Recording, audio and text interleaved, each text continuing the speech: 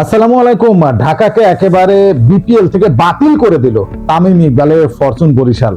দুর্দান্ত পারফরমেন্স করে তারা কিন্তু আজকে ঢাকাকে কিক আউট করে দিল। কোনো পাত্তাই পায়নি, না বোলিং না ব্যাটিং, কোনো জায়গায় ঢাকা ক্যাপিটালস আজকে কিছুই করতে পারলো না। আজকে জেতা মারার ম্যাচ ছিল তাদের, ম্যাচটা হারলেই তারা কিন্তু বিপিএল থেকে বাদ পড়ে যাবে, প্লে অফে খেলার স্বপ্ন ভেঙে যাবে। সেটাই ঘটেছে। প্লে অফের স্বপ্ন ধূলিসাৎ হয়ে গেল শাকিব খানের ঢাকা ক্যাপিটালসের। অনেক প্রত্যাশা নিয়ে কিন্তু বিপিএল এ দল নিয়েছিল চিত্রনায়ক Shakib Khan, number one king খান, কিন্তু আসলে বিপিএল এ নাম্বার ওয়ান তো দূরে থাক, একেবারে তলানিতেই চলে যাচ্ছে দিনকে দিন। আর একটা মাত্র ম্যাচ বাকি আছে, 6 নাম্বার পজিশন হয়ে গেল আজকের ম্যাচটা হেরে। শুরুটা শুরু করি, ঢাকা ক্যাপিটালস প্রথমে ব্যাট করতে নেমে যে একটা বিভৎস অবস্থার ভিতর পড়েছে। ব্যাটসম্যান আসছে আর আউট হচ্ছে, আসছে আর আউট হচ্ছে। বরিশালের স্পিনারদের কোনো জবাবই দিতে পারলো না ফরচুন ঢাকা ক্যাপিটালস। একের পর এক উইকেট। সব থেকে হাস্যকর ব্যাপার, দলের সর্বোচ্চ রান করেছে ক্যাপ্টেন থিসারা পেরেরা, 15 রান করেছে। আর দ্বিতীয় সর্বোচ্চ কি জানেন? দ্বিতীয় সর্বোচ্চ স্কোর মিস্টার এক্সট্রা, অর্থাৎ অতিরিক্ত খাতে তারা রান পেয়েছে 11, যেটা হলো তাদের দ্বিতীয় সর্বোচ্চ স্কোর।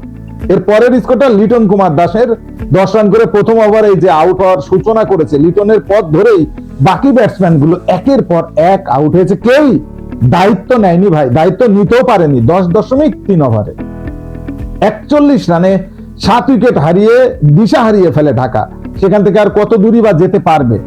73 পর্যন্ত গেছে। যদি বোলারদের দিক দেখি, মোহাম্মদ নাবি 4 ওভারে 9 রান দিয়ে 3 উইকেট নিয়েছে। কি দুর্দান্ত অসাধারণ বল করেছে নাবি। কিন্তু নাবির থেকেও আরো ভালো বল করেছে তানভীর। 2 ওভারে 2 রান দিয়ে সে 3টে উইকেট দখল করেছে। মানে তার বলের কোনো জবাবই দিতে পারেনি ঢাকার ব্যাটাররা। ফাহিম অসাধারণ খেলছে, এই পাকিস্তানি অলরাউন্ডার দুর্দান্ত খেলছে। আমার কাছে মনে হয় এবারের মানে লাকি ঘোড়া হলো ফাহিম ফরচুন বরিশালের। এমনটা এত ভালো সার্ভিস দেবে আমার মনে হয় তাকে যখন কেনা হয় তখনও কেউ ভাবতেও পারেনি। কি অসাধারণ বোলিংটা করছেন পুরো টুর্নামেন্ট জুড়ে। আজকেও তার মানে কোনো পরিবর্তন হয়নি, পারফরমেন্স একের পর এক করছেন। নাবি, তানভীর, তোমরা যদি 3 উইকেট করে নিতে পারো, আমি ফাহিম কেন নয়?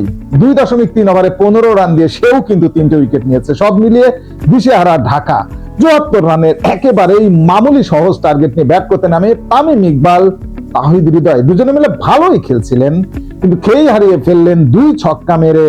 তাহিদ হৃদয় 15 রান করে সে আউট হওয়ার পর ডেভিড মালান নামে, এবং মালান আর তামিম দুজনে মিলে আসলে টর্নেডো ইনিংস শুরু করে দেয়। বিশেষ করে মালান ছিল অত্যন্ত আগ্রাসী, 16 বলে 37 রান করে ফেলে সে খুব দ্রুত সময়ে, 5টা 4, 2টো ছক্কার সাহায্যে। এবং মালানের এই ঝড় গতিতে আসলে তামিমের স্কোরটা একটু বেমানানি, 14 বলে 21। দুজনে মিলে নট আউট থেকে বরিশালের লঞ্চকে একেবারে ঘাটে ভিড়িয়ে দিলেন। মাত্র 6.3 ওভারে জয়ের নোঙ্গরে পৌঁছে যায় ফরচুন বরিশাল। শুধু জয়ের নোঙ্গরে পৌঁছায় না, তারা কিন্তু এখন বিপিএল এর পয়েন্ট টেবিলের নাম্বার 1। অর্থাৎ যেই রংপুর একের পর এক ম্যাচ জিতছিল, সেই রংপুরের অবস্থা গোল রে ভাই। রংপুর আর তাদের ধারাবাহিকতা ধরে রাখতে পারলো না, একের পর এক তারা ম্যাচ হারতে থাকে এবং লাস্ট 3 ম্যাচই তারা আসলে হেরেছে, এবং হেরে তাদের পয়েন্ট তালিকা একেবারে পিছিয়ে গেল।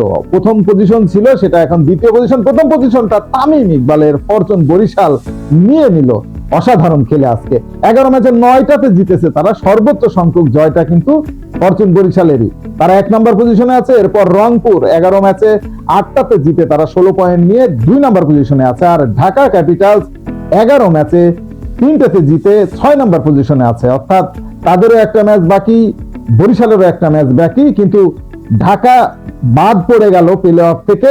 পক্ষান্তরে বরিশাল চলে গেল নাম্বার 1 পজিশনে।